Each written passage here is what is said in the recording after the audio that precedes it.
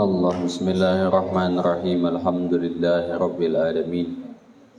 Allahumma salli wa sallim ala sayyidina Muhammad sayyidil awwalin wal akhirin wa ala alihi wa ashabihi wa mayamin wa rasatihi ila yaumiddin, amma ba'du. Fas'alu ahla dzikri in kuntum la ta'lamun. Qala an-nabiy sallallahu alaihi wasallam wa shifa'ul ayyi as-su'alu, atau kama qala an-nabiy sallallahu alaihi wasallam. Allahu akbar. Oke, silakan. Pertanyaan dari belakang. Rupial. Belum ada sebelahnya. Baru siapa namanya? Namanya siapa? Fauzan. Dari mana Fauzan? Depok. Dekat sini. Dari Depok. Dekat sini. Enggak. Sawangan. Oke. Fauzan, ada pertanyaan? Belum. Cantik baru. Oke. Baim. Salam. Mic-nya.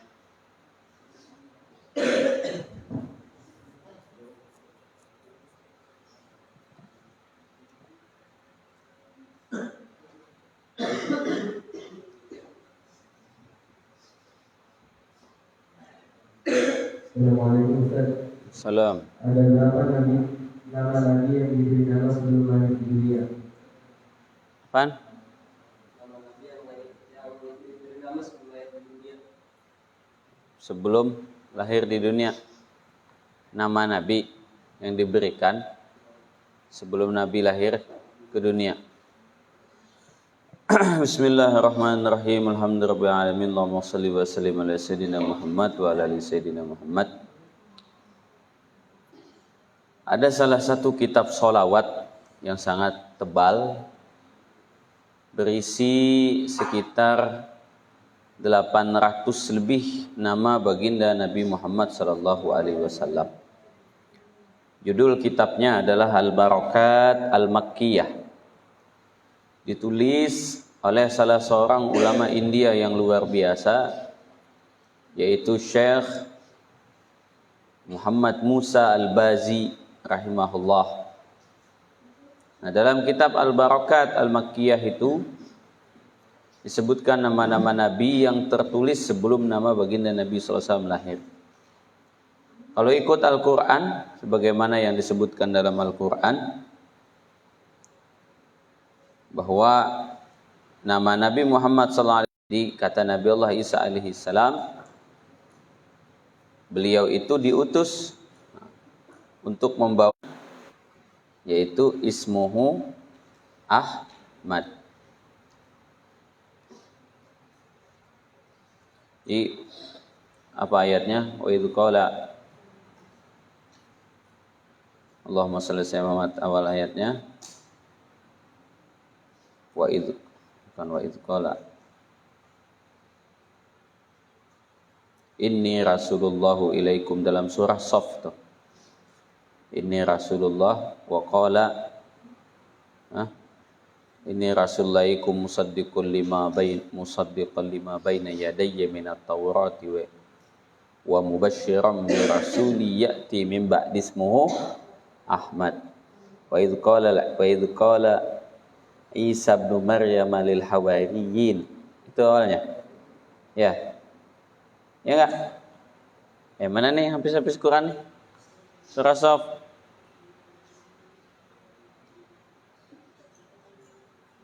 Wa idz qala Isa, awalnya.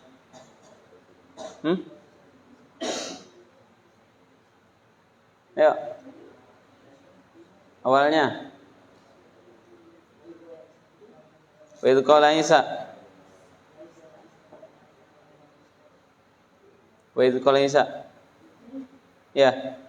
Awalnya. Wa qala Isa. Wa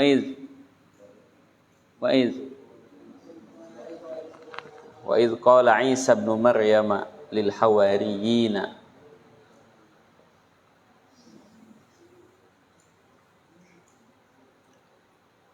Nahnu ansarullah itu.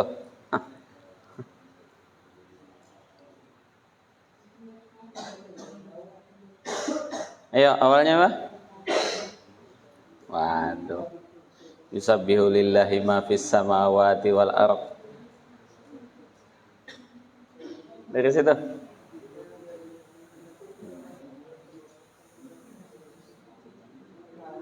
Jadi Nabi sallallahu alaihi wasallam menyatakan wa inni rasulullah ilaikum. Aku ini utusan Allah kepada kalian. Musaddiqan lima baina yadayya minat Taurat, yang membenarkan, menyampaikan pembenaran tentang apa yang tertulis di dalam kitab yang ada di hadapanku, yaitu Taurat. Wa mubasysyiran, dan juga memberikan kabar gembira, bi rasulin ya'ti, dengan seorang rasul yang akan datang min ba'di, setelah aku, ismuhu Ahmad, namanya adalah Ahmad. Nah, selain nama Ahmad ini, ya, ini Ahmad yang dalam Al-Quran. Selain nama Ahmad ini, ada disebutkan lagi nama-nama yang lain oleh Syekh Muhammad Musa Al-Bazi di dalam kitab Al-Barakat Al-Makkiyah. Di antaranya adalah Al-Farakletos.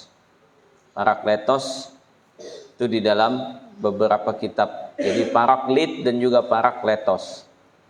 Bahkan di dalam kitab-kitab yang lain juga disebutkan Yozamoza, itu namanya. Nah, di dalam Injil, ya, disebut dengan nama Mesias. Nama Mesias, Sang Mesias. Nah, ini yang disebut sebagai nama baginda Nabi Muhammad SAW. Jadi dikatakan di dalam kitab-kitab terdahulu disebut dengan nama Ahmad, artinya yang terpuji. Mesias itu yang diurapi, juga maksudnya yang terpuji. Nah, Muhammad artinya juga orang yang terpuji. Oke, lanjut. Ski. Assalamualaikum. Salam. Apa hukumnya berkelakar ketika lagi sholat? Apa hukumnya?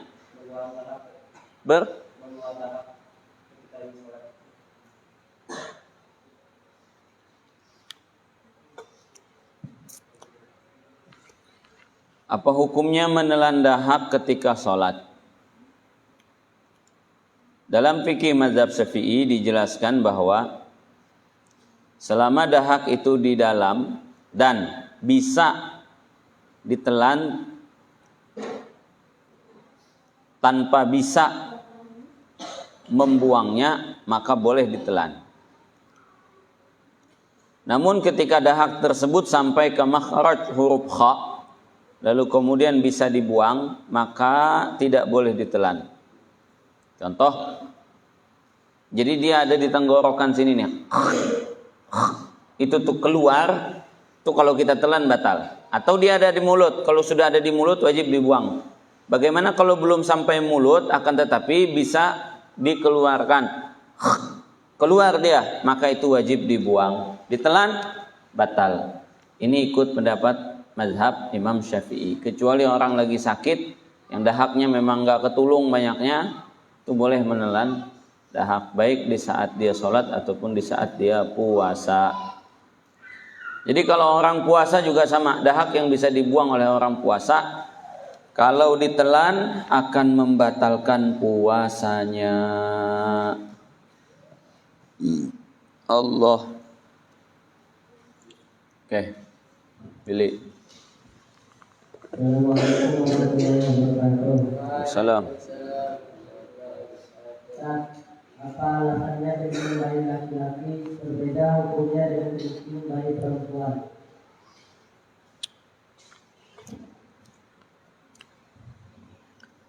Tadi disebutkan di antara macam-macam najis itu ada 3, ada mughalladhah, najis anjing dan babi, kemudian yang kedua ada najis mukhaffafah. Najis mukhaffafah ini adalah najis anak bayi laki-laki yang belum 2 tahun dan tidak mengkonsumsi apapun kecuali air susu ibunya. Lalu disebutkanlah hadis bahwa Sayyidatuna Ummu Qais datang membawa bibnin laha sogir, membawa anaknya yang masih bayi. Fa'aqadahu Rasulullah sallallahu alaihi wasallam fi hijrih fabala fih.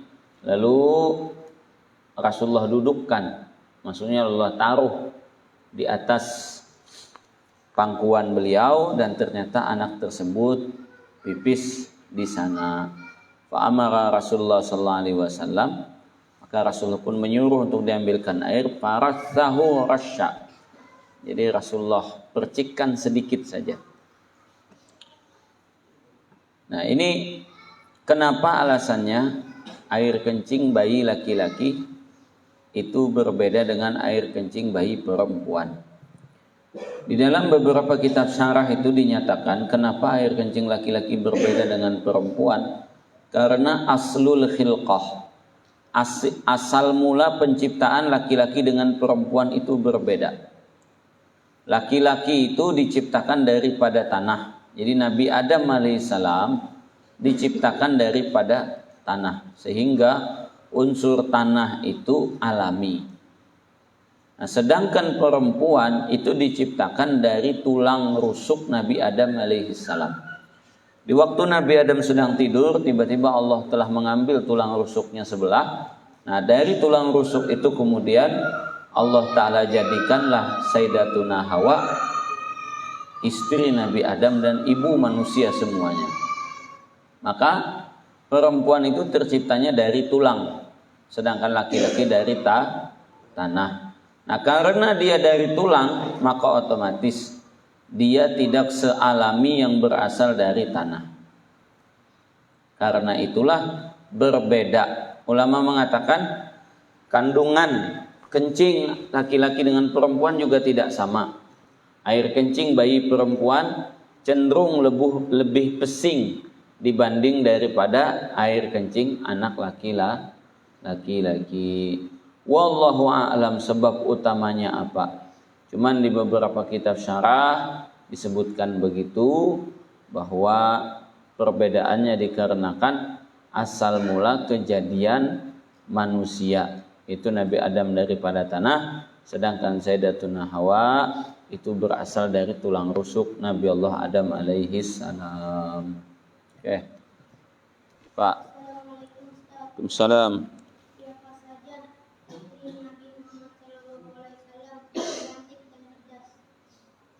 Siapa saja yang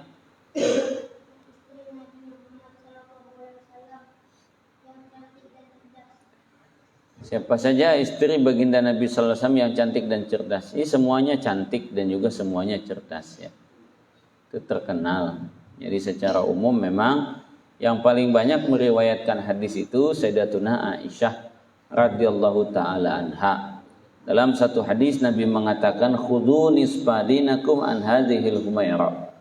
Ambil setengah ajaran agama kalian dari istriku Sayyidatuna Aisyah. Walaupun hadis ini dhaif, akan tetapi menunjukkan tentang kecerdasan dan juga kehebatan, kecantikan Sayyidatuna Aisyah radhiyallahu taala anha. Secara umum kalau dari cantik-cantikan terdapat beberapa riwayat yang mengatakan yang paling cantik Sayyidatuna Sofiyah. Ada pula yang mengatakan yang kecantik yang kedua adalah Sayyidatuna Ummu Salamah. Nah, jadi Ummu Salamah itu min ajmali nisa'il Arab, di antara perempuan Arab yang paling cantik. Itu gimana kira-kira? Kalau dikatakan dari seluruh bangsa Arab yang tercantik itu beliau, kira-kira cantiknya kayak gimana? Nah, jadi memang cantik luar biasa. Itu Sayyidatuna Ummu Salamah radhiyallahu taala anha. Jadi semuanya cantik ya. Semua istri Nabi itu cantik. Tapi Nabi menikahi bukan karena kecantikannya. Ada anak istri Nabi yang Nabi nikahi umurnya sudah 60 tahun, yaitu istri Nabi yang kedua.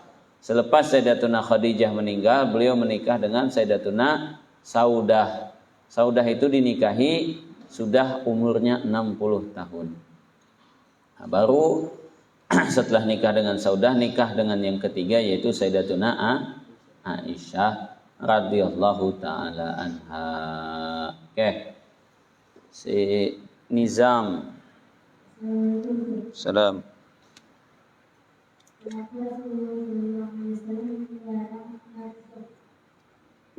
Melarang?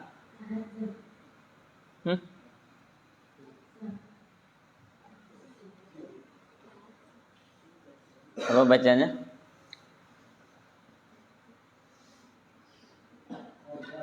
Qazaf. Qazaf. Qazaf apa hazab? Hah? Qazaf. Qazaf, qazaf, hazab. Khazaf. Khazaf itu artinya main ketapel atau mempermainkan batu kecil yang dimainkan pakai jari gitu, ataupun pakai alat ya seperti ketapel. Jadi khazab itu nama batu kecil, namanya khazab.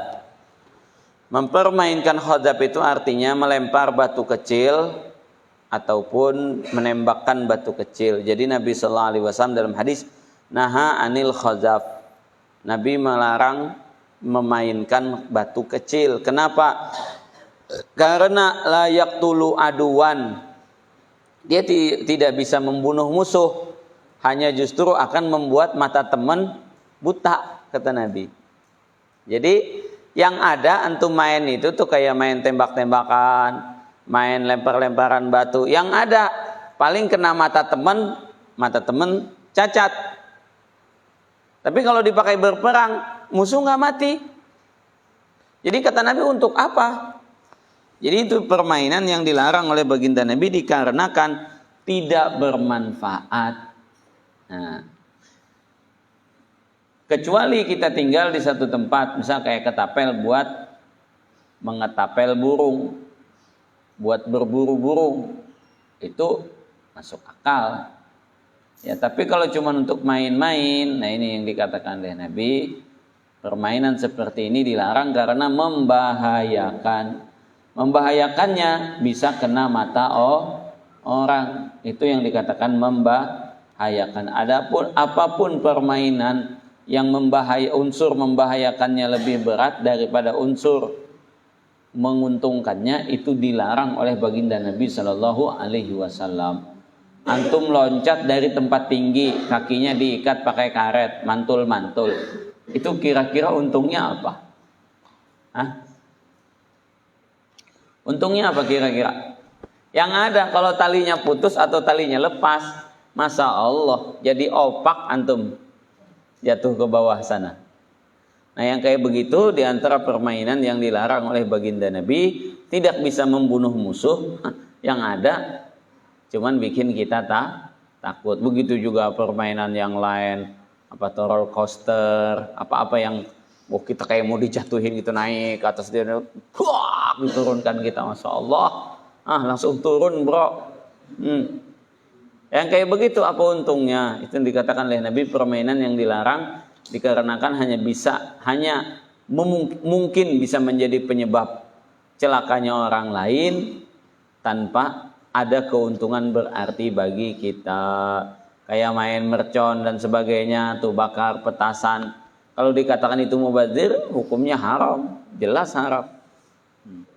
Paham? Jadi hati-hati dalam memilih permainan. Oke, sebelahnya siapa namanya?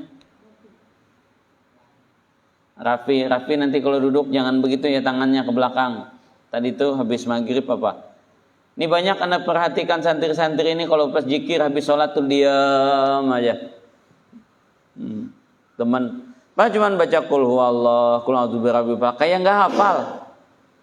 Dia aja ngeliatin satu-satu mukanya. Enggak paham juga deh. Enggak paham juga ngeliatin gitu. Maksudnya apa? Maksudnya berzikirlah, jangan pelit. Seberapa sih zikir habis sholat itu berapa lama? Jadi yang rajin-rajin nih yang megang mic doang, Bang Padel yang rajin. Boim yang agak keras suaranya. Yang lain Masya Allah, apalagi Rian. Ya, tuh jangan kayak siput dipepes. Diam aja. Subhanallah, kadang teriak, Subhanallah, Akbar. Kadang tuh ada juga yang enggak tuh. Kalau nggak disuruh ngambil buku, emang nggak ngambil buku. Baca kayak hafal aja sudah sholawat itu. Padahal nggak hafal. Quran tuh bacaan Waqiah Tabarak habis maghrib. Kalau belum hafal ambil Quran, pahalanya besar. Megang Quran dapat pahala, melihat Quran dapat pahala, mengangkat Quran dapat pahala, membaca Quran dapat pahala. Jika habis maghrib ingat mulai subuh tuh jangan ada yang diem senyap kayak nggak jelas begitu. Diem. Ngapain aja ente? Kawan depan subhanallah, subhanallah, subhanallah, subhanallah dia kayaknya penderitaan hidupnya begitu berat. Nah, ingat, duduk jangan begitu nanti bersendar yang kayak gini bersendar. Duduk itu kan tadi kan bersendar, namanya bersendar. Dalam hadis riwayat Imam Abu Daud itu disebutkan hadhihi qa'datu ahlin nar. Ini duduknya ahli neraka kata Nabi. Itu nauzubillah. Jadi kita nggak tahu ya nggak apa-apa. Cuman kalau udah tahu hukumnya jangan lagi duduk begini. Sama begini nih bersendar, dua tangan ke belakang. Menyendar dengan dua tangan atau sebelah tangan ini dikatakan qa'datu ahlin nar. Cara duduknya ahli neraka. Allahu Akbar. Jadi kita jangan menyerupai ahli neraka. Ingat, sholat jangan lambat-lambat, masuk ini masih berkeliaran di luar. Di antara sifat orang munafik itu malas mengerjakan sholat. Wa idza qamu ila sholati qamu kusala. Kalau mereka berdiri untuk sholat mereka malas. Ini hati-hati. Oke, pertanyaannya apa?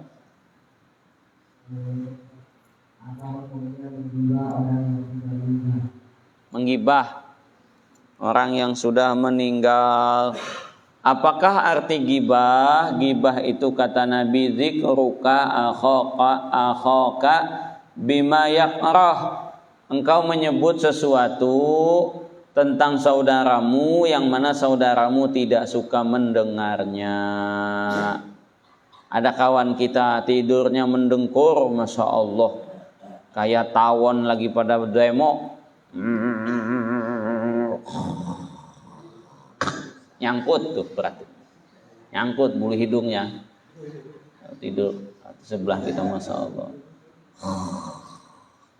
Nadanya macam-macam. Ada 4 orang di kamar, 4-4-nya dengan nada-nada berbeda.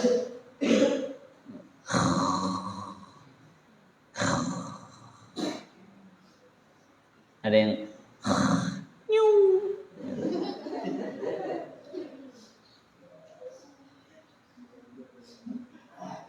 Nah siangnya kita ceritain, ente mendengkur. Malam tadi mendengkur, Masya Allah. Suaranya kayak apa tuh Harley, kayak Harley pakai knalpot racing.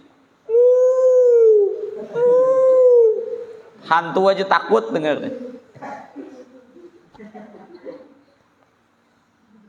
Bunyinya Masya Allah. Teman kita tuh diam aja, senyum aja kita sebut begitu. Gimana lagi yang mendengkur itu kan nggak bisa diatur. Emang punya nada gitu. Aja bisa disetel lagu rock dengkurnya atau lagu disco dengkurnya misal. Ya nggak bisa lagu dangdut. Nggak bisa disetel. Emang begitu udah bawaannya. Nah kita sebutkan yang dia nggak suka itu namanya gibah. Kawan kita punya alis tebel kayak ulat bulu. Terpanggil sini alis ulat bulu. Nggak suka dia. Itu namanya gibah. Teman kita rada gendut. Kita panggil, sini gemrot, tahu gejrot. Wah, insyaallah. Malu dia, nggak suka dia. Itu namanya gibah. Kira-kira banyak nggak di sini kita punya teman yang punya kekurangan? Kadang bukan kekurangan juga. Ada sesuatu yang kalau disebut tuh jadi bisa jadi sebuah olok-olokan. Nah yang kayak begini nih, ini namanya gibah. Temen giginya rada panjangan, panggil monyong. Itu namanya gibah.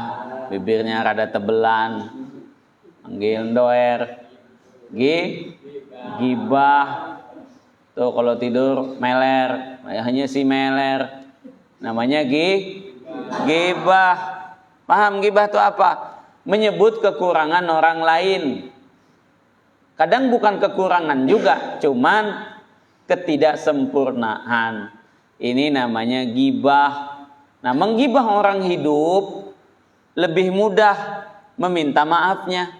Bisa minta maaf. Kalau menggibah orang mati, meminta maafnya kemana? Di dalam kitab Tanbihul Mughtarrin dikatakan oleh para ulama.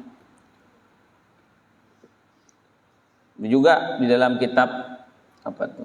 Nasaih Diniyah dalam catatan kakinya oleh Syekhuna disebutkan tentang Hajjaj bin Yusuf As-Saqafi. Ada ulama yang tidak mau menceritakan tentang Hajjaj bin Yusuf As-Saqafi ataupun orang-orang Islam yang hidup bergelimang dosa. Kenapa? Kata beliau, aku tidak mau menggibah mereka. Kalaupun aku menceritakan, tidak menyebut nama mereka. Begitu. Ada ulama yang berakhlak demikian. Jadi kata mereka, kalau engkau mau menggibah, gibahlah Fir'aun. Karena jelas Fir'aun itu sudah disebut dalam Al-Quran. Sedangkan orang lain, maka janganlah engkau gibah. Imam Abdullah bin Mubarak mengatakan, kalau engkau mau menggibah orang, gibahlah kedua orang tuamu. Karena apa? Karena pahala orang yang menggibah akan diberikan kepada yang digibah. Maka lebih baik pahalamu diberikan kepada kedua orang tuamu, kata Imam Abdullah bin Mubarak. Maksudnya bukan kita disuruh ngegibah bapak kita. Bapak saya kalau di rumah. Bukan begitu maksudnya. Maksudnya apa? Enggak mungkin ada orang yang menceritakan keburukan orang tuanya. Maka kalau begitu, janganlah engkau menceritakan keburukan orang lain. Apa hukum menggibah orang mati? Mau orang mati, mau orang hidup, mau setengah mati, setengah hidup, hukumnya haram. Kecuali ada alasan-alasan tertentu. Boleh menggibah dengan alasan-alasan tertentu. Satu, demi keselamatan. Contoh, si Yusuf baru deket sama orang di luar. Tuh deket banget, akrab. Akhirnya Boim udah kenal sama orang itu, lalu bilang ke Yusuf, hati-hati sama orang itu orang nggak bener. Atau misal hati-hati sama dia itu maling, takutnya dia deket-deket sama ente nanti hilang sendal ente.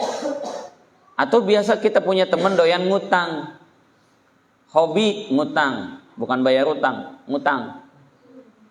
Nah, jadi dia mau ngutang sama si Yusuf, si Boim tahu, si Boim ngasih tahu, jangan dikasih utang, dia cuma doyan ngutang. Apakah itu gibah? Itu tidak, itu namanya menasehati. Yang kedua adalah menyebut kekurangan orang lain, tapi dia tidak benci dengan kekurangan tersebut. Misal namanya si Udin, Udin mana? Itu Udin Pincang. Emang biasa dipanggilnya Udin Pincang? Boleh? Enggak ada masalah kalau yang kayak begitu. Yang ketiga, menceritakan ke depan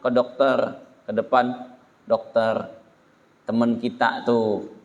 Jadi kita punya teman punya penyakitnya misal apalah gitu kan, penyakit yang mengerikan, ayan misalnya, tahu ayan, epilepsi itu, kalau lihat becek aja langsung pingsan dia. Atau penyakit yang memang kita ceritakan demi tujuan untuk mengobati. Boleh? Boleh. Yang keempat, di depan hakim, di sidang. Saya nggak berani menggibah dia, Pak Hakim. Lah kalau ente nggak berani menggibah, bagaimana? Ente saksi. Benar nggak orang ini melakukan begini. Nah lalu kita ceritakan. Itu hukumnya boleh. Atau yang terakhir, lil i'tibar, untuk mengambil pelajaran. Tuh, jangan kayak si Fulan bin Fulan. Kenapa? Oh, dia itu awalnya rajin, keseringan main PS, berhenti sekolah. Misal, tuh jangan kayak Fulan bin Fulan, biasa ngerokok tuh sekarang. Giginya bolong, satu bibirnya hitam. Atau impoten tuh dia gara-gara rokok. Nah, bilangin begitu, itu dengan tujuan mengambil iktibar hukumnya boleh. Oke. Kenapa? Apakah ada penjelasan dalam Islam melakukan puasa dan berbuka hanya dengan cabai dan pisang? Masalah berbuka itu dengan apapun terserah. Yang sunnahnya dengan rutop, kurma sebelah kurma yang baru mau matang. Baru kemudian dengan tamar, kurma yang sudah matang. Wa illa kalau nggak ada kata Nabi fabil ma fa innahu tahur, maka gunakanlah air, maka itu suci. Nah, berbuka dengan apapun hukumnya boleh. Tidak ada larangan kita mau buka pakai jengkol, mau pakai cendol, boleh dengan apapun. Nah, adapun nanti masalah ada keyakinan, ada kepentingan, ada keperluan, ada niat-niat tertentu, itu di luar puasanya, ya. Masalah itu, masalah niat itu masalah seseorang dengan Allah. Jadi kalau ibadah kalau ditanyakan ibadah puasa dan ibadah berbuka, maka ibadah puasa itu yang penting puasanya dari terbit fajar sampai tenggelam matahari. Itu sudah sesuai syariat. Kemudian yang kedua, dia berbuka Ustadz. Yang penting berbuka, yang masalah itu kalau nggak berbuka. Tapi bukanya pakai cabai Ustadz. Terserah kalau berbuka. Ulama mengatakan kalau sudah azan maghrib, kalau sudah tiba waktu berbuka, disunnahkan disegerakan berbuka. Sebagaimana hadis, di antara sunnah adalah ta'jilul iftar, mempercepat berbuka. Kalau waktunya udah tiba segera berbuka. Kalau tidak ada sesuatu yang bisa membuat kita berbuka, ulama katakan masukin jari ke mulut, keluarin, masukin lagi, kita isap, batal sudah puasa kita. Paling tidak kalau tidak ada sesuatu yang dimakan atau diminum untuk berbuka, puasanya dibatalkan. Ini puasa dalam tuntunan syariat yang disebutkan di dalam kitab-kitab fikih. Adapun puasa tersebut ada tujuan, pengen sakti misalkan dengan makan cabai, makan nanti pedes. Kalau udah pedes berarti nanti ucapannya itu juga pedes, berasa. Nah, ada puasa cabai. Nah, jadi untuk puasanya yang penting sesuai syariat itu sudah selesai. Nah, masalah niat itu nanti permasalahan antara Allah. Jadi intinya ya, kalau secara umum jangan mewajibkan yang tidak wajib. Itu. Jadi sesuatu yang kadang tidak diajarkan akan tetapi diyakini oleh segelintir orang lalu dicoba, kebetulan benar. Katanya kalau sakit mata obatnya pakai air kencing. Diusap aja tuh air kencing ke mata, sembuh. Nah, itu tuh sejarahnya. Mungkin orang udah berobat atau emang nggak punya obat. Orang di kampung apa yang ada dah pakai air kencing aja dah, sembuh. Bukan berarti itu obat, paham? Nggak ada larangan berobat pakai apapun gitu, selama memang dibenarkan oleh syariat, tidak memudaratkan mata dan seumpamanya. Akan tetapi nah, ketika memang bertentangan dengan syariat, misal kayak tadi menggunakan air kencing, apa hukumnya? Itu talawwuts bin najasah dilarang di dalam kitab-kitab fikih. Mengotori diri dengan najis itu dilarang oleh kitab-kitab fikih, kecuali memang ada mubarrirat, sebagaimana Nabi menyuruh orang-orang yang terkena penyakit meminum air kencing unta. Dibolehkan ketika memang ada mubarrirat. Nah, ada penyebabnya dan memang ada bukti ataupun mujarobat, ya, bukti yang memang membuktikan bisa penyakit tersebut sembuh dengan air kencing misalnya. Nah, itu nggak ada masalah. Yang penting untuk pemakaian luar, untuk pemakaian dalam pembahasannya panjang. Jadi dia buka puasa cuman makan pisang doang dengan cabai. Ya mungkin pisang dicocol ke cabai gitu misalkan. Ya kalau memang adanya pisang doang ya terserah, nggak ada masalah. Saat saya buka puasa cuman ada nasi uduk doang, ya terserah ente pakai nasi uduk. Adanya gorengan doang tat, ya udah gorengan. Nah, kalau misal puasa niatnya sakti bagaimana? Nah ini nanti ada satu pembahasan. Jadi puasanya secara syariat sudah sah apa belum? Itu dilihat ke hukum syariat. Masalah niat. Niat itu karena Allah apa enggak, itu yang pertama. Baru yang kedua, oh saya ada permintaan Ustadz. Nah disinilah biasanya dimasuki oleh hubbud dunya. Kalau sudah ada hubbud dunya, kenapa pengen sakti? Biar enak nyari duit. Wah, hubbud dun. Ya kalau sudah masuk hubbud dunya, maka sebagaimana kita ketahui, hubbud dunya ra'su kulli khati'ah. Hubbud dunya itu, cinta dunia itu adalah induk segala keburukan, segala kejahatan. Jadi niat-niat yang seperti ini yang biasa dipermainkan oleh syaitan. Niat lillahi ta'ala. Usolli fardal maghribi salah rakaat musallati wa imaman lillahi ta'ala. Apa arti lillahi ta'ala itu? Bukan karena pengen ini, pengen itu, tapi memang karena pengen Allah. Itu aja. Kalau sudah pengennya yang lain, ini berbahaya. Oke. Lanjut. Salam.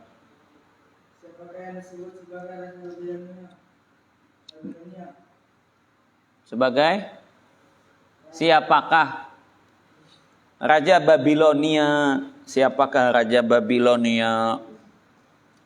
Raja Babilonia itu yang paling terkenal namanya Bukhtunasor dalam bahasa Arabnya, atau dalam bahasa Latin disebut dengan Nebukadnezar. Itu disebut dengan Raja Babilon, ya negeri Babel. Oke, lanjut. Siapa namanya? Fadlan. Adlan, Fadlan. Fadlan. Yang santri kita sih itu mana? Kok belum datang? Adlan. Berhenti. Hah? Pindah kemana? Nggak tahu. Oke, Fadlan. Apa hukum masbuk? Hukumnya masbuk. Kalau di sini nggak ada hukuman ya, atau di rotan mudir hukumnya. Hah. Di masbuk boleh-boleh saja secara hukum fikih, tetapi secara hukum pondok itu tidak baik karena melambangkan kemalasan ataupun ketidakdisiplinan. Secara hukum ya sholat secara masbuk bisa-bisa saja, ya boleh-boleh saja. Nabi sallallahu alaihi wasallam mengatakan, alaikum bisakinati wal waqar. Kalau jalan ke masjid itu jalan yang tenang, kata Nabi. Nah, mana yang sholat kalian dapatkan, sempurnakanlah. Yang kalian tertinggal, maaf, yang kalian dapatkan, kerjakanlah. Yang kalian tertinggal, sempurnakanlah. Maksudnya kalau tertinggal di situ adalah masbuk. Oke. Waalaikumsalam.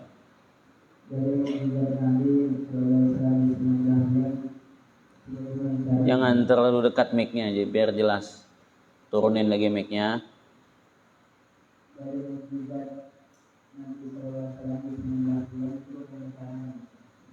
Dari mukjizat Nabi. Bagaimana caranya?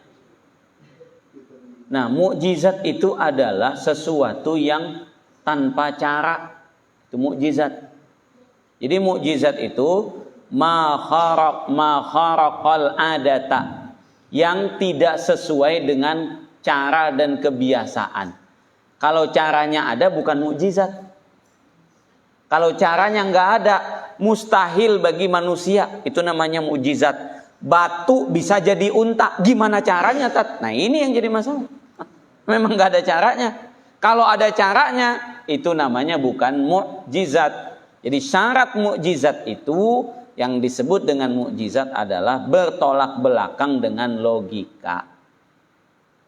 Memang tidak semua mukjizat bertolak belakang dengan logika, akan tetapi logika orang di zaman itu mengatakan itu mustahil.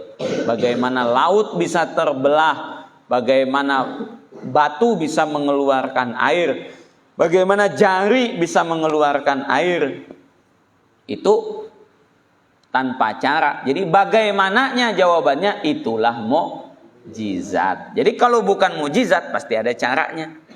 Tapi karena itu mukjizat, maka cara satu-satunya itu adalah kekuasaan Allah. Oke. Salam.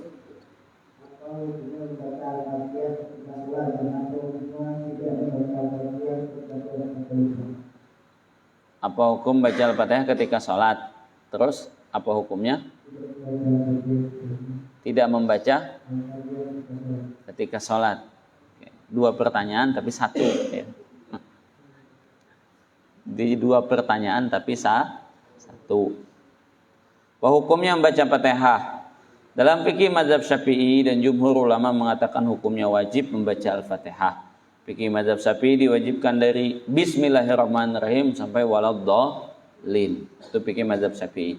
Fikih mazhab lain seperti mazhab Imam Malik itu mewajibkan dari kalimat Alhamdulillahirabbil alamin. Sunnah dari Bismillahirrahmanirrahim. Itu hukum membaca Al-Fatihah. Ada sebagian ulama yang mengatakan boleh tidak membaca Al-Fatihah bagi makmum. Bagi makmum di sholat jahar. Itu sholat maghrib, isya, subuh. Adapun di sholat zuhur, asar tetap wajib membaca Al-Fatihah. Mana yang paling kuat? Yang paling kuat dalilnya adalah wajib membaca Al-Fatihah. Oke. Yuk depan. Adanya Bang Ilham, ada pertanyaan? Waalaikumsalam.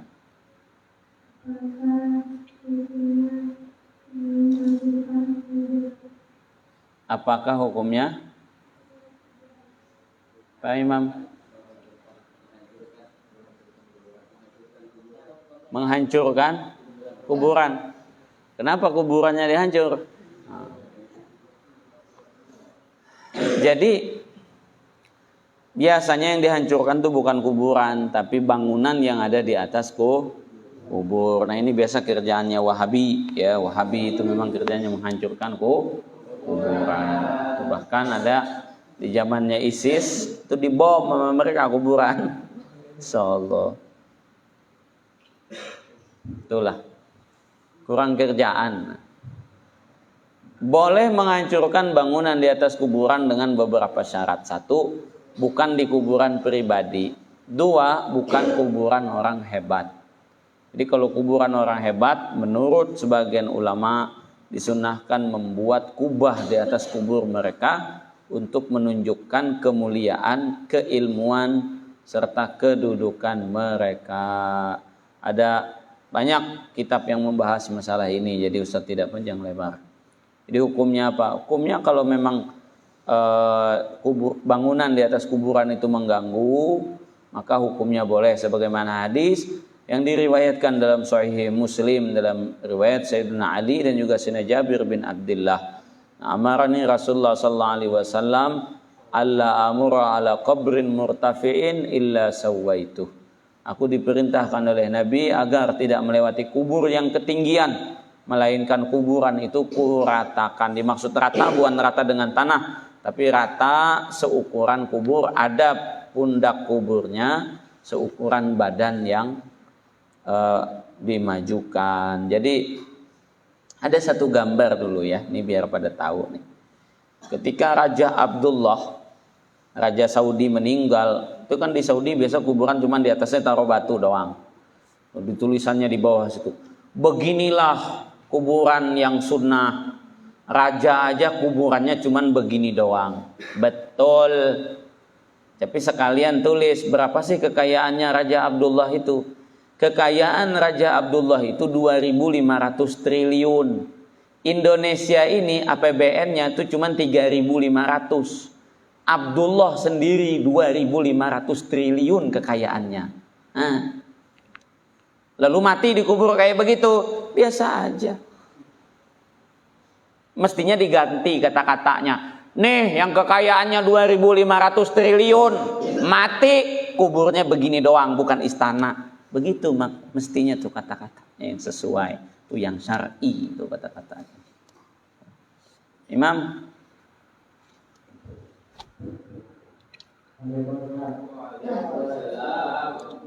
Assalamualaikum. Mengganggu orang sholat. Apa hukumnya mengganggu orang sholat? Jadi yang gangguin orang sholat itu biasanya setan, Mam. Di dalam hadis riwayat Sayyidina Abu Hurairah radhiyallahu an,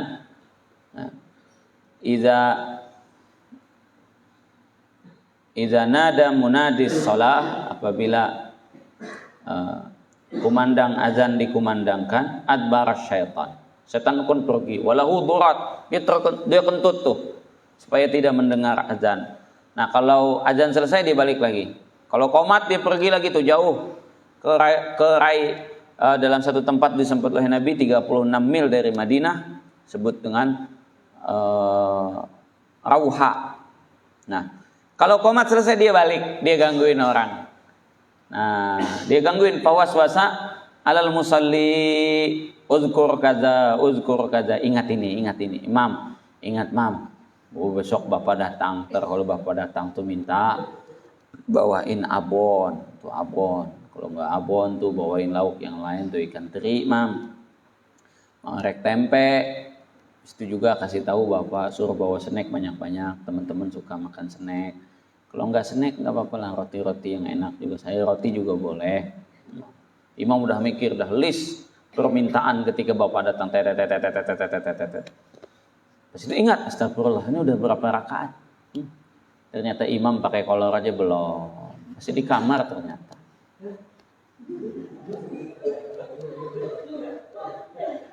Jadi itu yang namanya yang gangguin orang sholat itu syaitan. Apa hukumnya? Hukumnya haram hukumnya. Oke, Raza. Salam. Tahu. Membunuh Abu Lahab. Abu Lahab tidak mati dibunuh. Abu Lahab kan. Jadi Abu Lahab ini tidak mati dibunuh. Jadi tabat yada Abi Lahab, celakalah Abu Lahab kata Nabi. Abu Lahab ini dia kena penyakit. Yang mana penyakitnya itu pembusukan di tubuhnya. Itu dikatakan baunya minta ampun. Akhirnya Abu Lahab ditaruh di pengasingan. Dibikinin satu pondok, satu rumah tuh jauh dari rumah. Itu dikatakan terdengar bunyi seperti bunyi sapi yang digorok. Pokoknya bunyi-bunyi ngeri dah. Sampai akhirnya Abu Lahab mati dalam keadaan seperti binatang dan busuk seperti bangkai. Itulah kematian Abu Lahab wa na'udzubillah. Dalam sirah Imam Ibnu Ishaq itu diceritakan ada. Salam. Apakah baca Al-Quran lebih utama daripada zikir? Jadi masing-masing ada tempatnya. Ada saatnya baca Quran lebih baik. Ada saatnya berzikir lebih baik. Jadi misal seperti ketika kita sholat habis membaca Fatihah, membaca surah, maka di waktu itu membaca Quran jauh lebih baik. Tapi ketika ruku kita membaca doa ruku, di situ zikir lebih baik daripada membaca Al-Quran. Jadi ada masing-masing tempat dan waktunya. Secara umum zikir paling baik itu Quran. Secara umum, ya Quran itu zikir. Zikir paling baik adalah Quran, tapi bukan berarti setiap waktu yang terbaik adalah Quran. Oke, nih. Salam. Apa hukumnya yang dilempar terus kita makan. Makanan yang dilempar terus kita makan. Ya nggak apa-apa, yang penting dilemparnya ke kita. Jadi begini, untuk memakan makanan, mau yang keinjak, mau yang kelempar, itu hukumnya, yang namanya makanan itu buat dimakan. Cuman adab kepada makanan ini yang kita perlu sadar. Jadi kadang-kadang nampan, dipindahin pakai kaki. Ini hukumnya menghina nikmat Allah. Jadi ada makanan kerupuk tuh dibungkusan, kadang-kadang keinjak dibiarin aja, nggak boleh begitu. Ingat ya, ingat makanan itu di dalam hadis disebutkan rezeki yang paling mulia yang Allah Ta'ala berikan kepada makhluk itu adalah makanan. Makanya jangan pernah menghinakan makanan. Sekedar cerita, Ustadz pernah kena sariawan hari raya haji tahun berapa itu, sekitar 2 minggu. Sariawannya sariawan akut, suara hilang, buka mulut nggak bisa, makan nggak bisa. Pokoknya parah, luar biasa sariawannya. Setelah Ustadz pikir-pikir, ini kenapa Ustadz kena sakit begini? Ternyata pernah di rumah makan pakai nampan, pas tinggal beberapa suap, 2 suap atau 3 suap, sedikit lagi, nggak ada yang mau ngabisin, semuanya udah kekenyangan.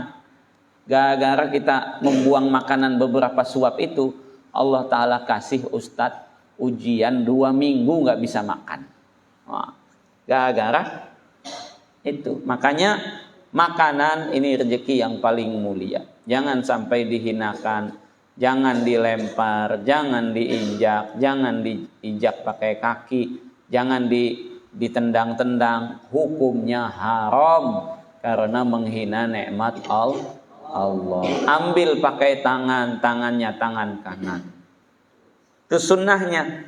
Nabi SAW lagi berjalan, lalu melihat beberapa keping roti yang terjatuh. Nabi mengambil lalu membersihkan.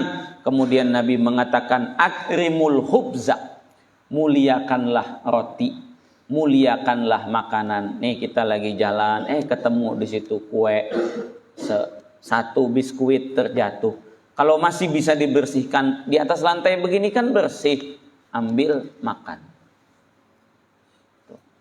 Kecuali punya teman lagi duduk ngopi makan, ini terbiar, sunnahnya dimakan, ngam. Atau Ustadz Pahru naruh di meja sono, masya Allah ini terbiar, ini nggak boleh mubazir begini, ini muka lu tuh mubazir gitu kan, enggak. Jadi itu beda hukumnya, itu mah orang naroh, bukan dibuang. Ini kan masalah teman lagi makan, dia lagi ini. Pas datang-datang, habis. Mana tadi nih rotiannya di sini? Kirain udah dibuang. Manyun temen kita. Bikin kopi, baru dibuka. Ini jus, baru ditusuk, belum diisep. Ustadz ke WC sebentar, datang tinggal ininya doang. Tapi jusnya nggak pernah. Pas ntar dibawain ke kamar, Ustadz ini jusnya Ustadz. Nah, dia tahu anak senang jus sirsak, jadi alhamdulillah. Di pengajian ada, nih cuman lagi panas dalam, jadi minumnya ini nih. Ntar ini buat anda di mobil, ntar balik. Jadi jangan pernah pakai tangan kiri. Nabi SAW mengatakan, alladzi yu'ti bishimalihi wa ya'khudhu bishimalihi syaiton. Yang memberi, yang menerima pakai tangan kiri itu setan. Makanya ngasih orang pakai tangan kanan, kecuali lagi bawa motor. Maaf Kang ya, ini tangan kiri. Karena biasa begitu.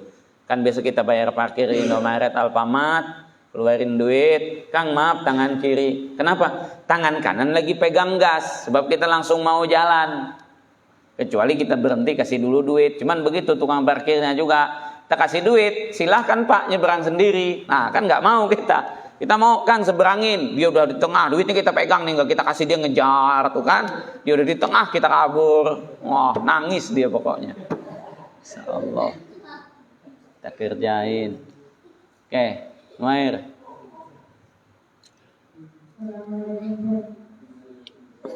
Salam.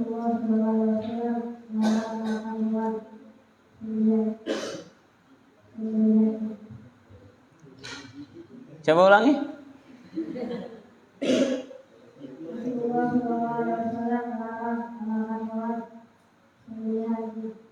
Sembelihan. Sembelihan siapa? Jin. Yang dimaksud dengan sembelihan jin itu sembelihan buat jin. Ada jinnya nggak tadi ente? Hah? Ada nyebut jinnya nggak tadi? Yang dengar hewan sembelihan itu aja. Ada jinnya. Ini sembelihan jin itu sembelihan yang disembahkan untuk jin. Bukan. Jadi begini ada dua perkara. Jadi kadang-kadang kan ada orang kerasukan. Lalu mintanya kata jinnya minta disembelihin ayam hitam. Disembelihin apa hukumnya? Nah maka ini dua perkara dalam kitab fikih dirincikan. Kalau menyembelihnya kami sembelih ini untuk jin hukumnya haram dan bahkan bisa murtad.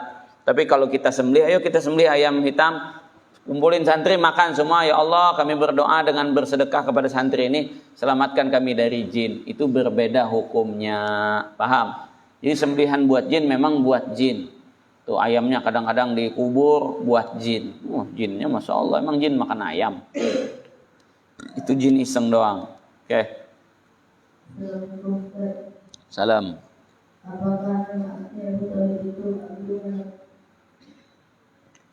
Nama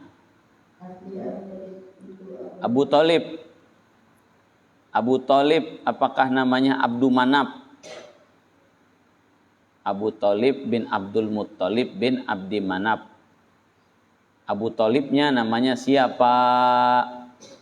Abu Thalib, Abu Thalib, Abu Thalib. Nah, di dalam sirah Imam Ibn Hisham ada cuman anda lupa. Abu Thalib asli namanya. Jadi kalau Abdul Muttalib nama aslinya Syaibah. Syaibatul Hamdi. Tapi kalau Abu Thalib nama aslinya lupa. Oke.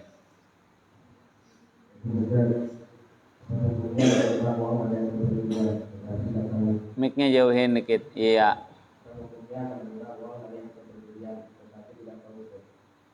Uang hasil perjudian. Terus? Tapi tidak tahu. Lah, gimana ceritanya? Ente tahu itu hasil perjudian, tapi tidak tahu.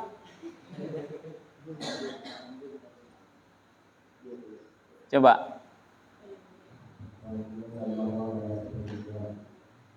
Apa hukumnya menerima uang hasil perjudian. Tapi kita tidak tahu kalau itu hasil judi. Maksudnya ketika menerima kita nggak tahu. Setelah beberapa waktu kita baru tahu kalau itu duit hasil judi.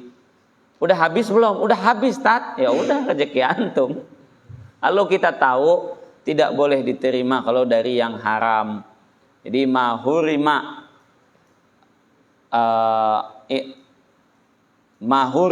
akhdhuhu hurima i'ta'uhu. Yang haram diberikan, haram diterima.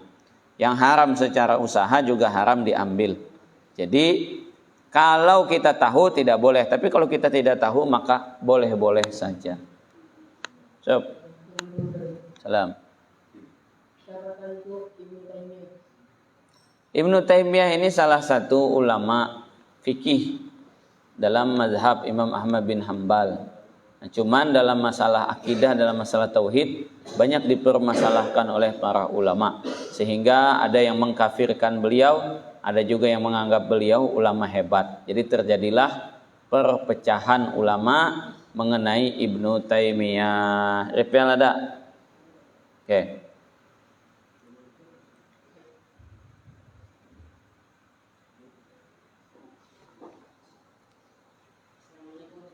Salam.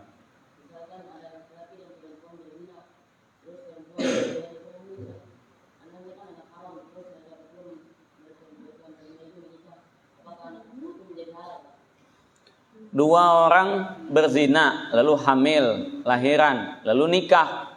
Apakah anaknya jadi halal? Nah, jadi begini, dalam pernasapan, seseorang itu akan dianggap anak kalau lahirnya setelah paling sedikit 6 bulan setelah akad. Kalau tidak sampai 6 bulan, maka hukumnya bukan anak. Bukan anak yang menikah. Jadi kalau dua orang berzina, hamil sebulan, sama orang tuanya dinikahkan, berarti kan masih ada 8 bulan. Setelah 8 bulan hamil, maka hukumnya itu anak si laki-laki yang menikahi perempuan tadi, baik yang berzina dengan perempuan itu ataupun bukan, itu hukum nasabnya milik suami sah dalam pernikahan. Begitu juga kalau ikut pernasaban, anak yang didapatkan dari perselingkuhan itu adalah anak yang akan dinisbahkan kepada laki suami yang sah dalam pernikahan. Misal suaminya namanya Bom. Bom nama suaminya ini yang asli, tapi perempuan ini nikah sama Ben. Maka hamil, tetap anak itu anaknya si Bom dalam pernasaban. Intinya lahirnya anak itu setelah 6 bulan akad atau sebelum. Kalau setelah 6 bulan akad, maka boleh dinisbahkan ke laki-laki yang menikahi ibunya. Kalau sebelum 6 bulan sudah lahir, maka tidak bisa, hukumnya bin ibunya. Paham? Oke. Habis semua kan? Wallahu a'lam wa ilmu wala ilma lana illa ma'alam. Subhanallah bihamdihi, subhanallah bihamdika, asyhadu an la ilaha illa anta, astaghfiruka wa atubu ilaik. Nanti sholawatan, ingat, setiap di akhir majlis semuanya sholawatan, jangan nggak ada yang sholawatan ya. Sallallahu Rabbul